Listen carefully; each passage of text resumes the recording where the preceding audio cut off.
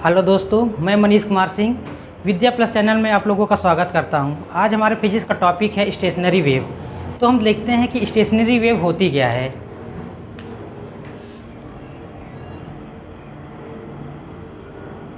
Stationary wave, इसी को हिंदी में बोलते हैं अप्रगामी तरंग।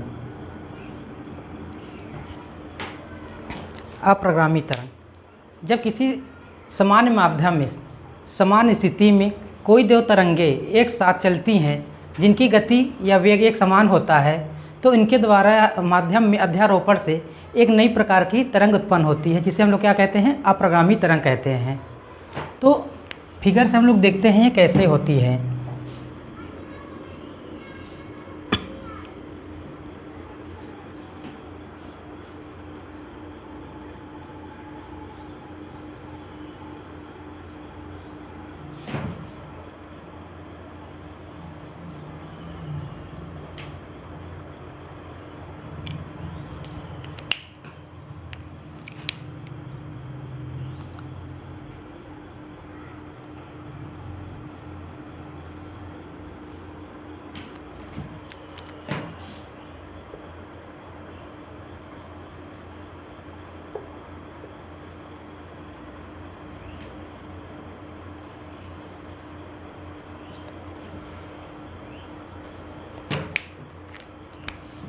यह दोनों तरंग एक दूसरे से विपरीत दिशा में चलती हैं और साथ में ही एक दूसरे का रिफ्लेक्शन या परावर्तन की तरह दिखाई देती हैं। यदि इसमें से एक तरंग को हम प्लस एक्स एक्सिस की ओर भेजते हैं या चलती हुई दिखाई देती है, तो दूसरी तरंग पुनः किसी पॉइंट से, उसी बिंदु से जहाँ पर यह बंधी होती है या रुकी होती है, किसी बॉक्स में रोक दी जाती है, वहाँ से टकराने के पश्चात पुनः उसी दिशा में वापस लौट आती है।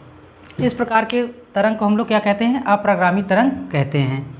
जैसे कि यहाँ पे आप देख रहे होंगे कि ये जो तरंग है, जैसे यहाँ से ये गई, इस दिशा से हमारी तरंग जाती हुई दिखाई देती है, पुनः इस बिंदु से वापस आ जाती है। कहने का मतलब है इसमें ऊर्जा का संचरण नहीं होता, यह जिस बिंदु से चलती है पुनः उसी बिंदु पर वापस आ जाती है। इस प्रकार के तरंग को हम लोग अप्रगामी तरंग कहते हैं। अप्रगामी तरंग अनुप्रस्थ तरंग और अनुदैर्ध्य तरंग दोनों से उत्पन्न की जा सकती है। तो हम लोग देखते हैं कि इसमें से किस प्रकार आईआरटी में क्वेश्चन पूछे जाते हैं। जैसे हमारा जब पॉइंट है ये वाला,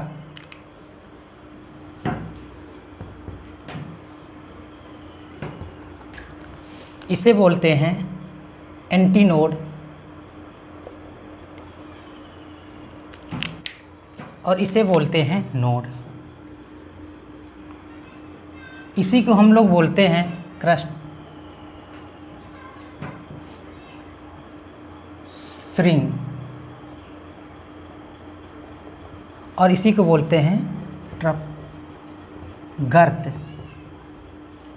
तो हमारा जो क्वेश्चन पूछा जाता है आईआरटी पॉलिटेक्निक में, सिर्फ उतना ही पूछा जाता है, दो एंटी नोड के बीच की दूरी। तो सबसे पहले हमें यहाँ से यहाँ तक की जो दूरी होती है ये लैम्डा होती है।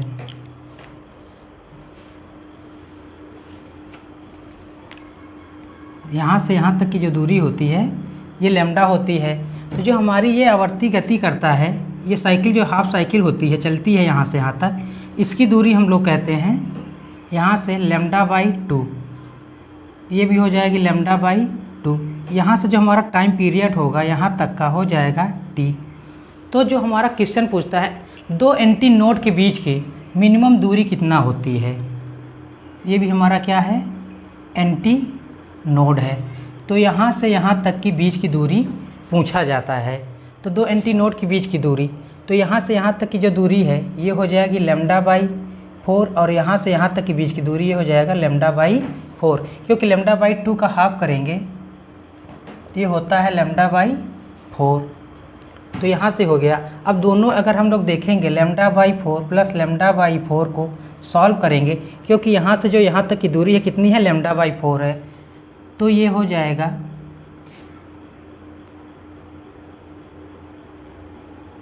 2λ/4 डिवाइड करेंगे तो λ/2। तो कहने का मतलब है दो एंटी नोड के बीच की दूरी मिनिमम कितनी होती है, λ/2 2 होती है।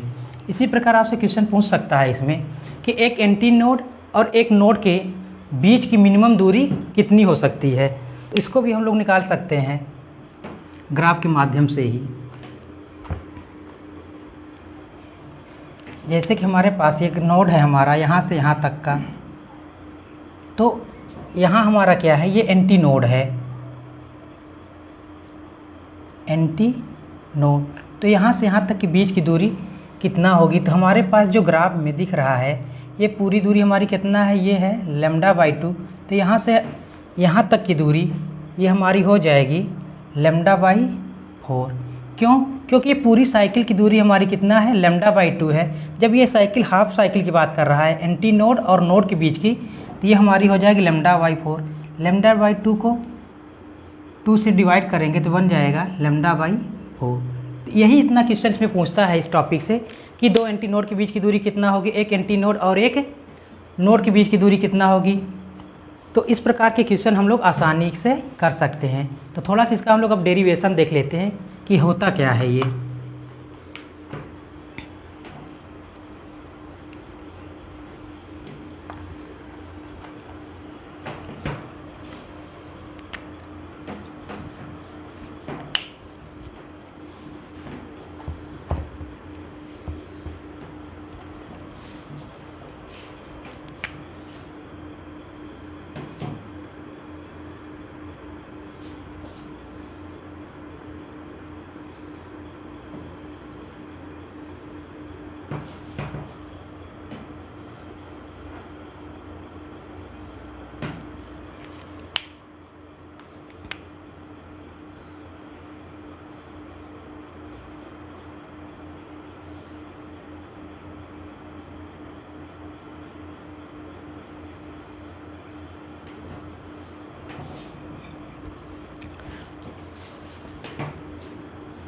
इसको हम मान लेते हैं y बराबर, ये हमारा जो मैक्सिमम डिस्प्लेसमेंट होता है किसी पार्टिकल के लिए, वही हमारा क्या होता है, एम्पलीट्यूड होता है।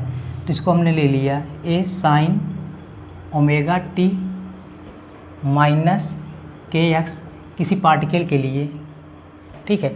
तो किसी पार्टिकल में यहाँ कोई भी पार्टिकल हो सकता है, तो कोई ये निश्चित नहीं है।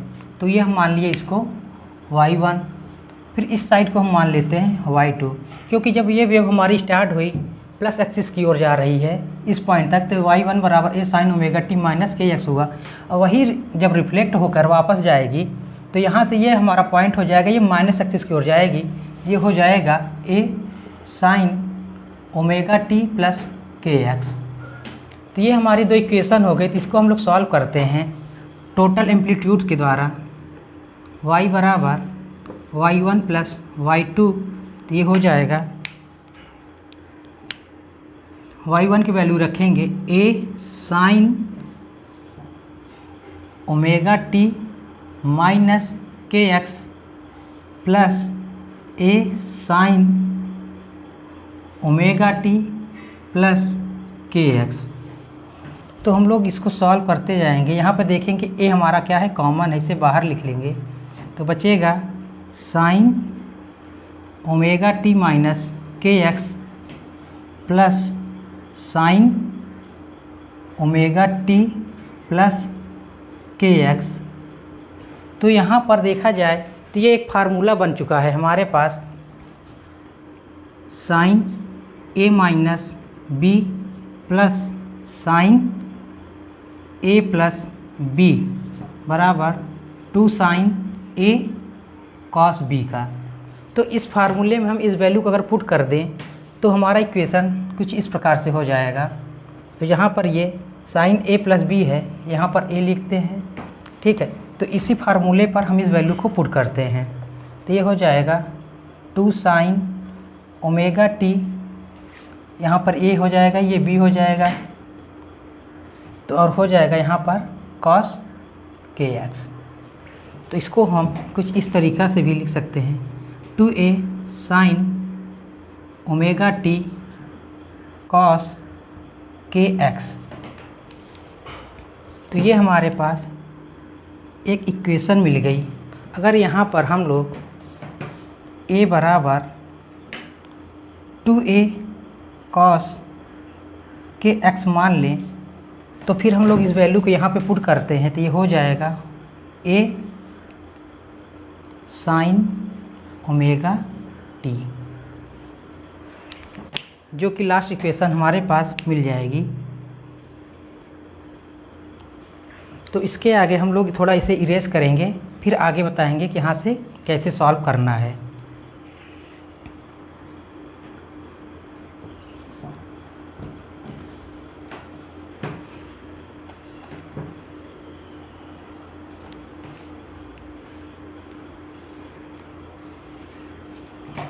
तो हम लोगों ने यहाँ माना था a बराबर 2a cos kx। जैसे कि हमारे पास जो ग्राफ है यहाँ पे देखा जाए तो यहाँ पर a एम्पलीट्यूड के इक्वल में दिया गया है, तो ये हो जाएगा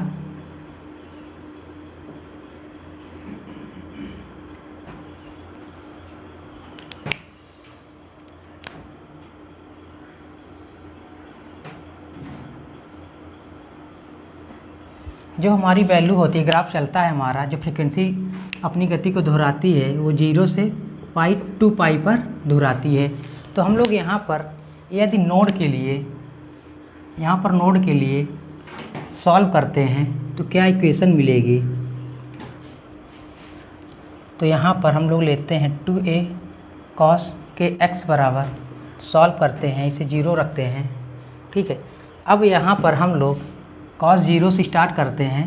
यदि यहाँ पर हम लोग 0 की जगह पाई से स्टार्ट कर दें ग्राफ को, तो यहाँ पर पाई रख दीजिए, क्योंकि वैल्यू हमारी रेडियन में है तो हम लोग इसे रेडियन में सॉल्व करेंगे, क्योंकि हमें पता है कि वैल्यू कितना होती है 2 पाई बाई लैम्डा होती है। लैम्डा हमारा क्या होता है, यहाँ से यहाँ तक का लेंथ होता है, ठीक है।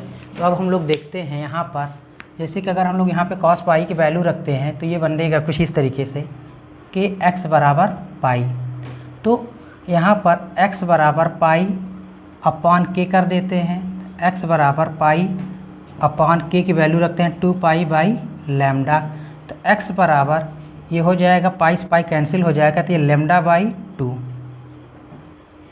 तो इससे हमें ये पता चलेगा कि जो हमारा अगला नोड आएगा कितने पाई पाएगा। तो हर बार हम लोग देखेंगे इसमें, जैसे ये हमारा 0 पे था, पाई पर आया हमारा लैम्डा बाई 2, तो यहाँ पर हम लोगों ने अभी दूरी देखा तो यहाँ से यहाँ तक की दूरी कितनी थी, लैम्डा बाई 2 थी। फिर यहाँ से यहाँ तक की दूरी कितनी हो जाएगी, लैम्डा बाई 2 हो जाएगी। तो ये 2 पाई पर क्या है, हर फ्रीक्वेंसी क्या कर रही है, अपने आप को दोबारा रिपीट करती जा रही है। तो इस प्रकार से तो जो x की दूरी है यहाँ पर, x बराबर यहाँ तक की दूरी कितना है, लैम्डा बाई 2। तो एवरी पाई पे, मतलब सभी पाई पे जो कि इसमें अंतराल आएगा, पाई 2 पाई 3 पाई का, इस प्रकार बढ़ता जाएगा। इसी प्रकार अगर हम लोग बात करते हैं एंटी नोड के लिए, यहाँ पर जो हमारा ये वैल्यू होगा, ये होता है ग्राफ में पाई बाई 2 रेडियन में चलता है, क्योंकि यहाँ पर हमारी वैल्यू 0 से पाई है और यहाँ तक का जो वैल्यू होगा ये पाई बाई 2 होगा। तो इसको हम लोग देखते हैं,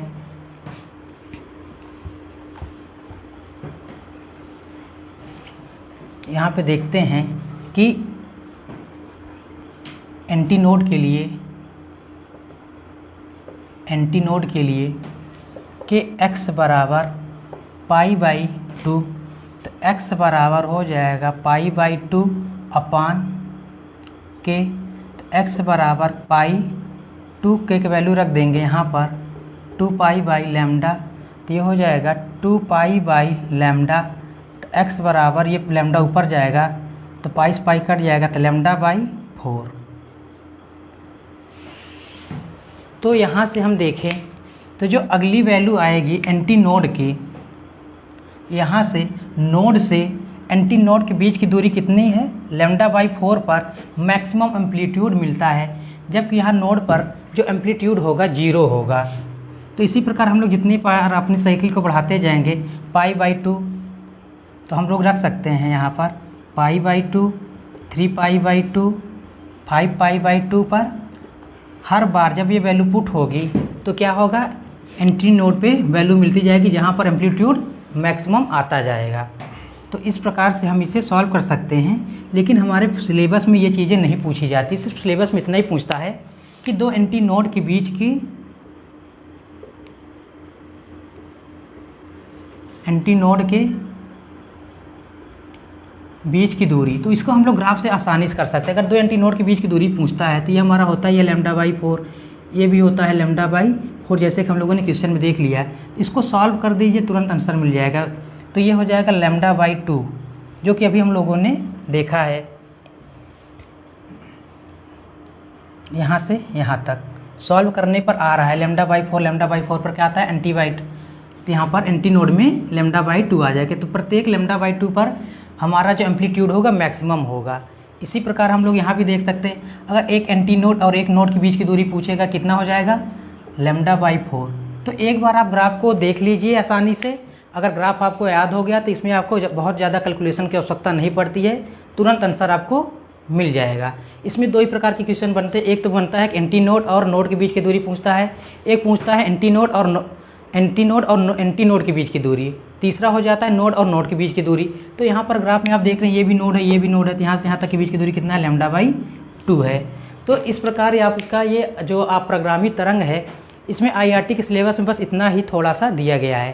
तो इस प्रकार के जो जितने क्वेश्चन इसमें बनेंगे, हम आपको अगली कक्षाओं में पूरे क्वेश्चन को सॉल्व कराएंगे, जहाँ तक कि आपका प्रोग्रेसिव वेव है, स्टेशनरी वेव है, बाकी जो भी क्वेश्चन आपके बन सकते हैं ध्वनि से, सारे क्वेश्चन को हम आपको अगली क्लास में पूरा सॉल्यूशन देंगे। तो आज के लिए इतना ही, धन्यवाद।